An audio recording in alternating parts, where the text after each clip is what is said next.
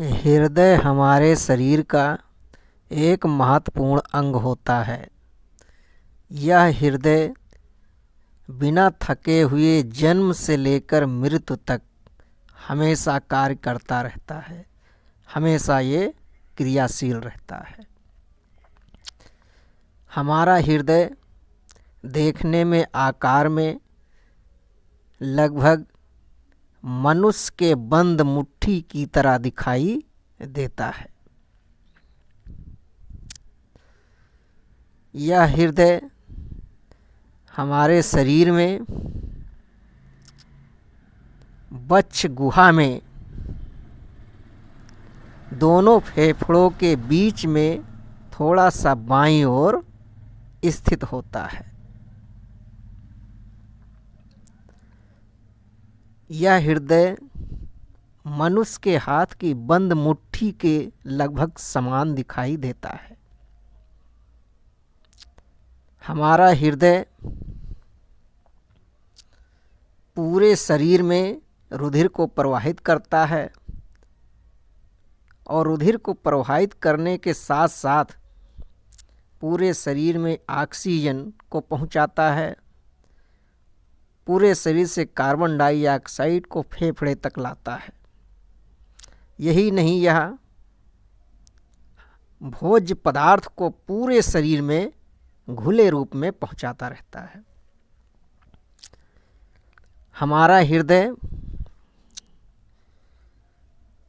4 कोष्ठक में यानी 4 भागों में बटा होता है।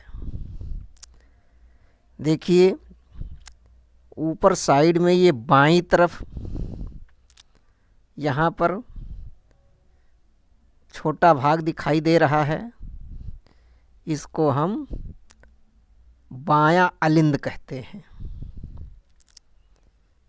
इसके बाद दाहिने तरफ देखिए, इसको दायां अलिंद कहते हैं।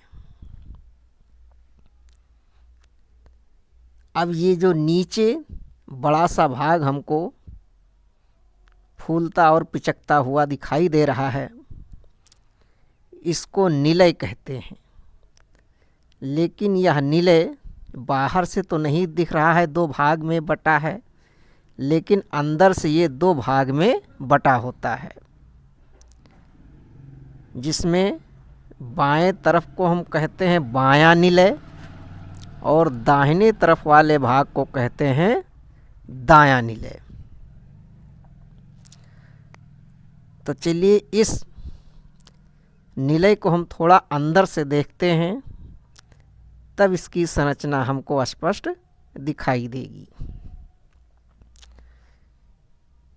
तो चलिए इसको हम अंदर में देखो।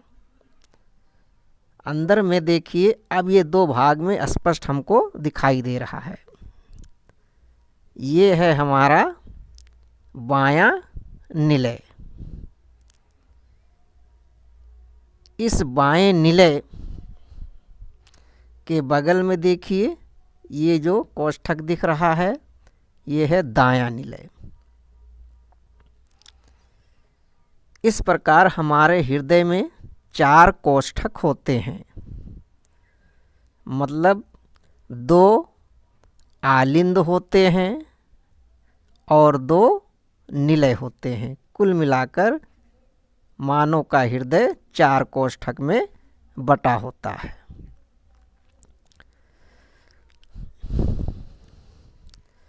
अब देखिए इस हृदय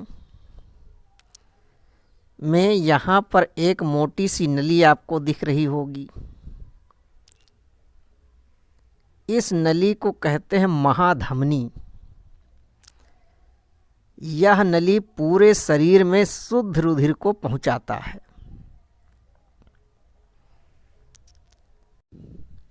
अब इधर देखिए, एक ये नली दिख रही है, नीले रंग में आपको दिखाई दे रही है। इस नली को कहते हैं फुफ्फुस धमनी। यह नली दाएं निलय से रुधिर को फेफड़े में पहुंचाती है।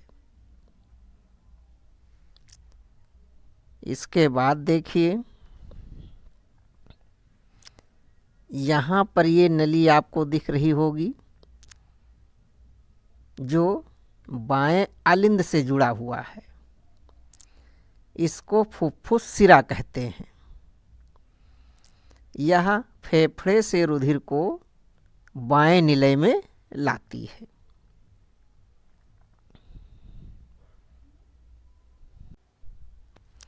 एक बात ध्यान रखिएगा, हृदय के बाएं भाग में यानी बाएं आलिंद में और बाएं निलय में शुद्ध रुधिर रहता है, यानी लाल रंग का रुधिर रहता है, तथा दाहिने आलिंद और दाहिने निलय में अशुद्ध रुधिर यानी हल्के नीले रंग का रुधिर रहता है।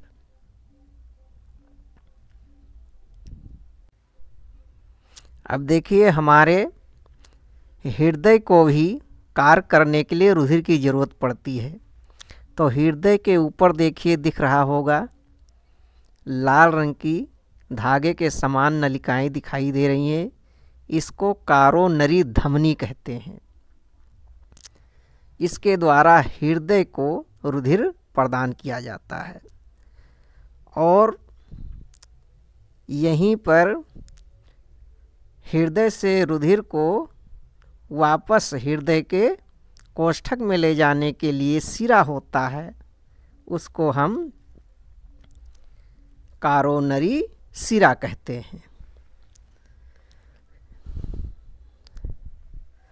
हमारा हृदय 1 मिनट में लगभग 72 बार धड़कता है और हमारा हृदय जो धड़कता है यह इस प्रकार से धड़कता है कि दोनों आलिंद एक साथ संकुचित होते हैं और एक साथ शिथिल होते हैं। इसी प्रकार से हमारा जो निलय है, बायां निलय और दायां निलय, ये भी दोनों एक साथ सिकुड़ते हैं और शिथिल होते हैं। मतलब आलिंद और निलय एक साथ ना तो संकुचित होते हैं ना ही शिथिल होते हैं, बल्कि एकांतर क्रम में ये सिकुड़ते हैं और शिथिल होते हैं और हमारे पूरे शरीर में रुधिर पहुंचता रहता है और वहाँ से वापस हमारे हृदय में रुधिर आता रहता है। हमारा हृदय एक विशेष प्रकार की पेशियों से बना होता है जिसे हृदय पेशी कहते हैं। ये पेशी जन्म से लेकर मृत्यु तक हमेशा कार्य करती रहती है। ये कभी थकती नहीं है, हमेशा क्रियाशील रहती है। एक स्वस्थ मनुष्य में लगभग 5 से 6 लीटर रुधिर होता है जो पूरे शरीर में हमेशा संचरित होता रहता है।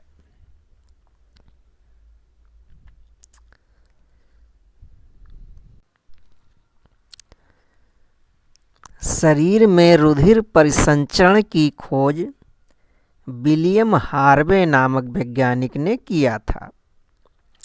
इन्होंने सबसे पहले झींगा मछली के शरीर में रुधिर परिसंचरण की खोज किया था।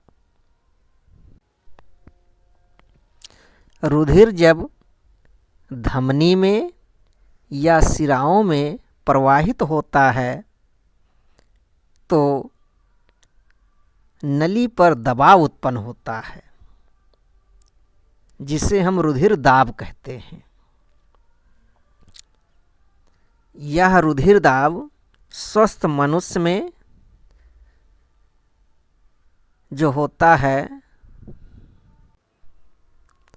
80 मिलीमीटर पारा से लेकर 120 मिलीमीटर पारा तक होता है।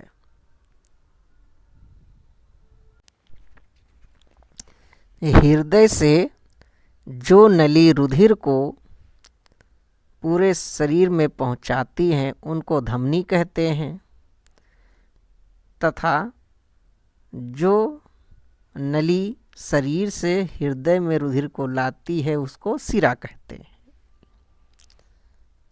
सभी प्रकार की लगभग धमनियों में शुद्ध रुधिर बहता है तथा लगभग सभी प्रकार के शिरा में अशुद्ध रुधिर बहता है, लेकिन फुफ्फुस शिरा में शुद्ध रुधिर रहता है तथा फुफ्फुस धमनी में अशुद्ध रुधिर रहता है।